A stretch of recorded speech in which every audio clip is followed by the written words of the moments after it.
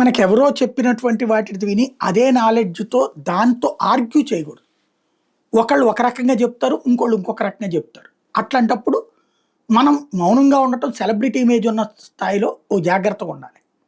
కమల్ హాసన్ కన్నడ భాషని అవహేళన చేశాడని అనను గాని, తమిళం నుంచి పుట్టుకొచ్చినటువంటి కన్నడం అని చెప్పుకొచ్చాడు. అది కన్నడ వాళ్ళకి నచ్చల. మాదే మొదటి భాష అంటారు. సంస్కృతం అసలు ఆది భాష అని సంస్కృత పండితులందరూ చెప్తారు. అదే సందర్భంలో ఇప్పుడు తాజాగా జరిగే పరిణామాలలో మరొక కాన్సెప్ట్ ఏముంటుంది?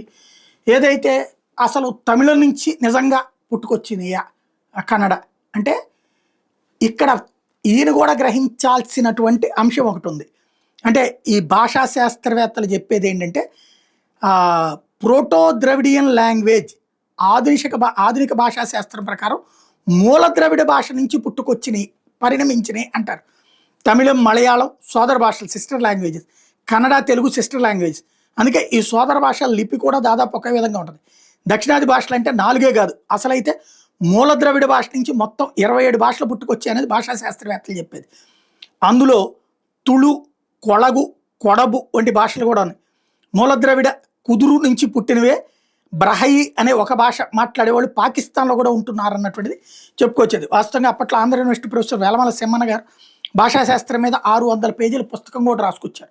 కాబట్టి ఒక్కొక్కళ్ళు ఒక్కొక్క ఆస్పెక్ట్లో చెప్తారు. మనం పుట్టిన తర్వాత మన ఎదురుగుండా జరిగినటువంటి అంశాలు, మనకు ముందు జరిగినటువంటి అంశాలు, మనకు ముందు జరిగిన అంశాల్లో ఉన్నటువంటి వాదనల్లో సహేతుకమా అహేతుకమా అన్నటువంటిది మనం ఆలోచించుకోవాలి. అదే సందర్భంలో ఆర్గ్యూ చేయాలన్నప్పుడు రీసెర్చ్కి సంబంధించినటువంటి ఇష్యూస్ని కాస్త డీటెయిల్డ్గా వెళ్ళాలి. అదే మిస్ అవుతుంది ఇక్కడ.